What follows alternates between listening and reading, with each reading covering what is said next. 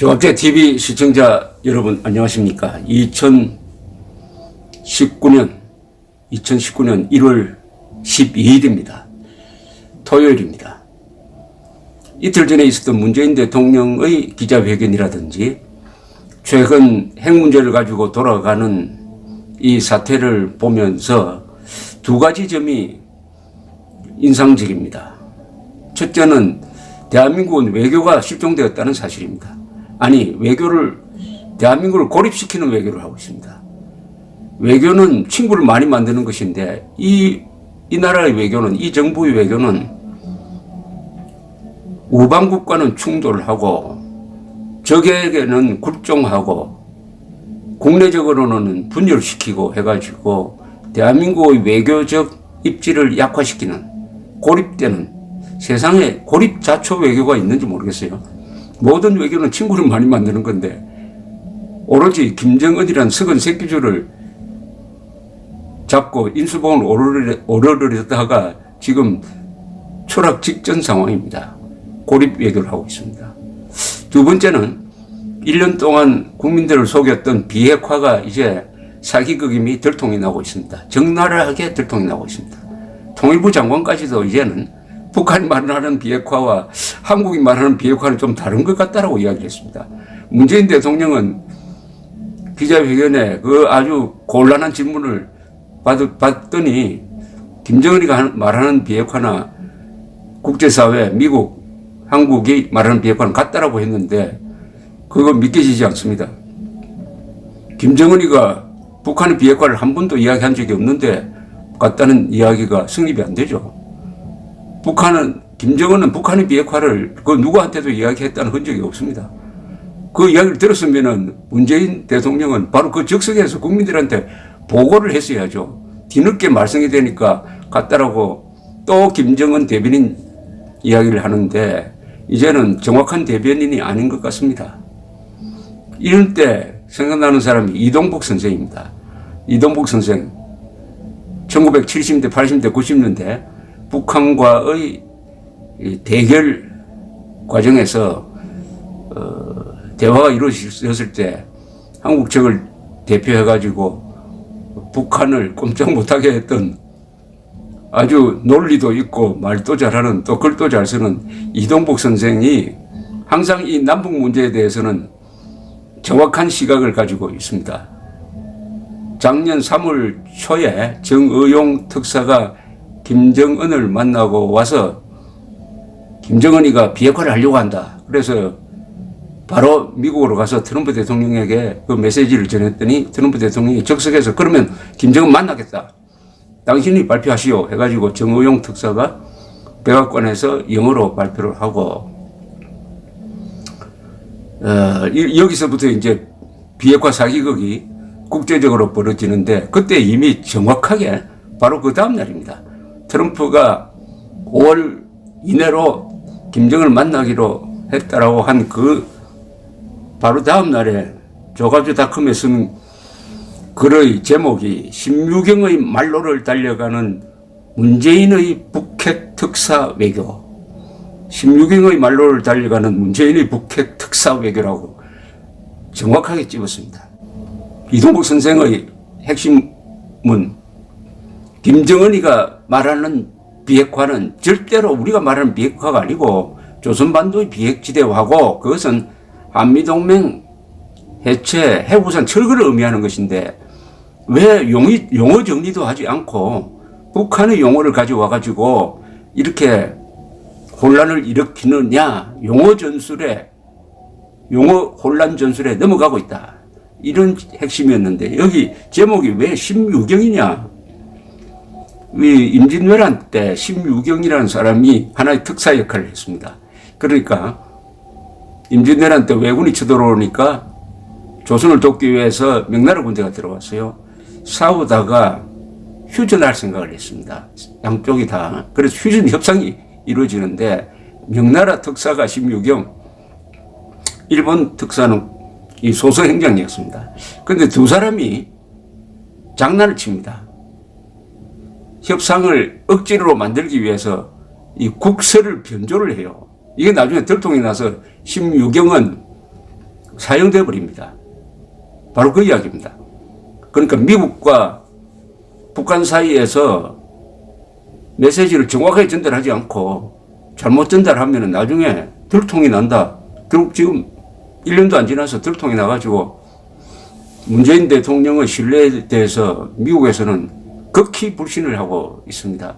문재인 대통령이 지금 국제사회에서 곤란하게 되고 있는 가장 큰 이유가 이 비핵화라는 말을 정확하게 전달하지 않음으로써 비핵화로 인한 환상을 심었다.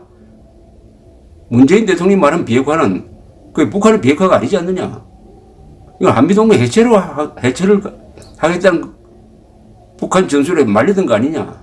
그러면 문재인 대통령이 속은 거냐? 아니면 문재인 대통령이 속인 거냐? 결국 16경과 비슷하게 지금 되고 있습니다. 뭐 이런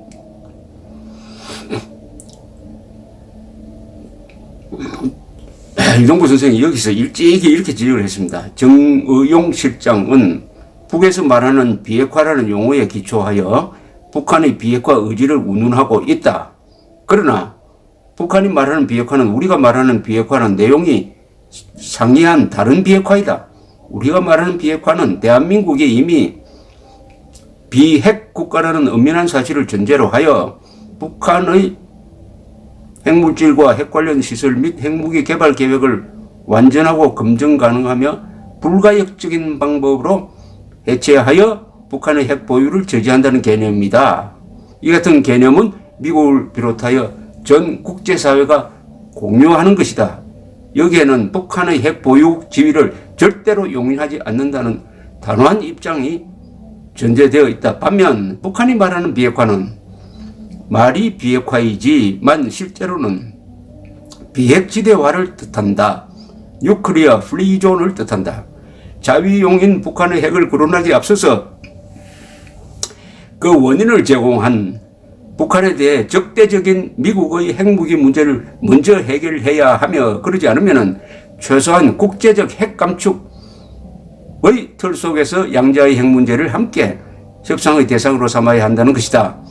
특히 최근에 와서 북한은 북한이 핵무기를 개발 생산하여 실전 배치까지 완료했다는 주장을 내세워 북한을 9번째 핵 보유국으로 인정하라는 점을 비타협적으로 요구하고 있다. 이 같은 상황에서 김정은이 비핵화 논의에 응할 용의가 있다고 했다고 해서 덮어놓고 이를 반기는 것이 능사일 수는 없는 것이 자명하다. 결국 이렇게 된 거 아닙니까?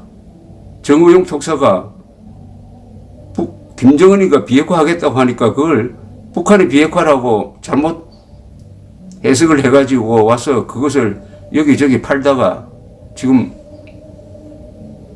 이렇게 몰리게 되었다. 이것을 미리 예측을 한 거죠.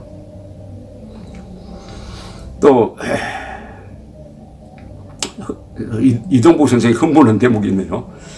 북한이 6.25 전쟁은 물론 분단 70년 역사를 통하여 수천 해에 걸쳐 반복해온 각종 대남 무력 및 폭력 도발 행위 가운데 어느 하나도 공인하지 않는 상황 속에서 핵무기는 물론 재래식 무기를 남측을 향해 사용하지 않겠다는 김정은의 말을 소위 평화의 메시지로 들고 돌아온 정의용 실장 일행의 행보를 보면서 필자는 1938년 9월 30일 독일 땅 뮌헨에서 히틀러로부터 얻어낸 거짓 평화 약속을 담은 문구를 높이 들고 귀국하여 런던 다우닝가 10번지 수상관제 앞에 온 집안 군중들에게 우리 시대의 평화를 외쳤던 챔벌린을 연상하지 않을 수 없다. 이것도 딱 그대로 되었습니다.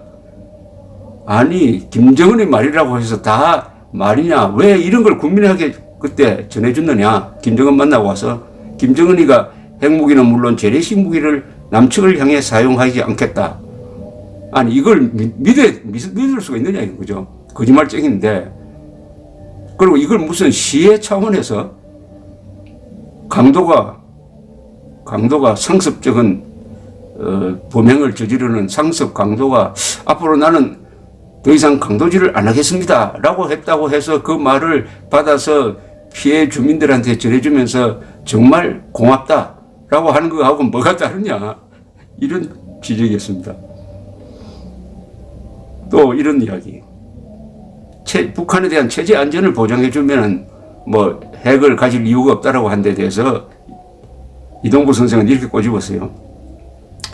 더구나 북한에 대한 체제 안전을 운운하는 것은 터무니없는 망발이다. 터무니없는 망발이다. 이론상으로 대한민국이나 미국이 북한에 대해 불가침을 보장하는 것은 가능하다. 그러나 체제 안전이라는 것은 전 세계의 조소의 대상인 소위 3대 세습 독재가 표방하는 이른바 성군 정치 안전을 보장하는 것인데 이것은 북한 이외의 어느 나라도 보장해 줄 수가 없다. 어떻게 보장해 주느냐? 쳐들어가지 않는다는 약속은 할 수 있지만은 그럼 북한 주민들이 들고 일어나가지고 3대 세습 체제를 무너뜨리려고 할 때 그러면 한국이나 미군이 군대를 보내가지고 진압을 대신 해줘야 되느냐? 이런 말이 어떻게 해? 북한의 체제 안전에 대한 위협, 북한에 대한 군사적 위협, 미국의 대북적 적대정책 폐기 이런 요구에 뭐가 들어가 있는지를 알아야 된다. 그 요구에는 주한미군 철수, 한미합동군사훈련 중단, 한미연합작전체제 해체, 한미상호방위조약 폐기, 미북 평화조약 등등이 다 포함되어 있지 않느냐. 그것도 모르고 왜 김정은의 대변인이 되어가지고 국민을 속이고 미국을 속였느냐 하는 이런 추궁을 이미 1년 전에 했습니다.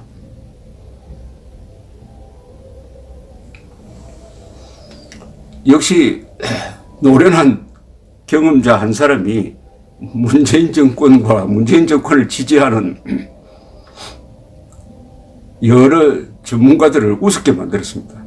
한 사람의 예지가 역시 경험이란 게 참 중요하다는 생각을 듭니다. 하나 더 붙이면 12월 8일 지난 12월 8일 아직도 문재인 대통령은 김정은이 올 것이라고 생각하고 상수를 들어서 환영하자면서 청와대 앞에는 김정은, 문재인 두 사람 악수하는 사진도 있을 때입니다. 그때 이동복 선생은 12월 8일 조합지닷컴 이런 글을 썼습니다. 상식의 차원에서 김정은의 방남이 결코 실현될 수 없는 세 가지 이유. 이게 결국 맞았습니다. 어떻게 그렇게 정보가 많은 문재인 정권보다 직접적인 정보를 접할 기회가 없는 이동복 선생이 맞출 수 있었을까요? 이 정권은 정보 판단 능력이 부족하든지 정보를 왜곡한다든지 그런 경우고 이동복 선생은 편안한 마음으로 내리다 보니까 정확하게 맞췄다는 거죠. 세 가지 이유입니다. 첫 번째 이유는 신변 안전상의 문제다. 두 번째 이유는 남한을 방문하더라도 챙길 수 있는 실익이 별로 없다.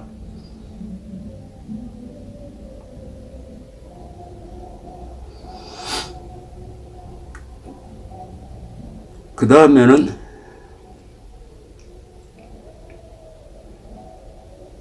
북한의 체제와 관련된 것인데 북한 체제는 김정은에 대한 절대적인 우상화를 근거로 하고 있으므로 이 최고 존엄의 위상이 훼손되면 안 된다 하는 걱정 따라서 정상적인 사고에 입각한다면 이 같은 세 가지 이유가 해소되지 않는 한 김정은의 남쪽 방문은 현실적으로 성사될 가능성이 전무하다. 연내 방문이 전무하다. 이렇게 이야기를 했습니다. 결국 맞았습니다. 이동복 선생 한 사람의 1년 전 예측은 맞고 문재인 정권과 그 주변에 있는 의용학자들의 진단은 틀렸습니다. 1년 동안 대한민국을 혼란에 빠뜨렸던 비핵화는 사기극이고 이동복 선생의 예언이 또 한 번 적중한다면 그 사기극을 주도한 사람들은 심유경과 같은 말로를 맞게 될 것이다. 이렇게 정리가 되네요. 감사합니다.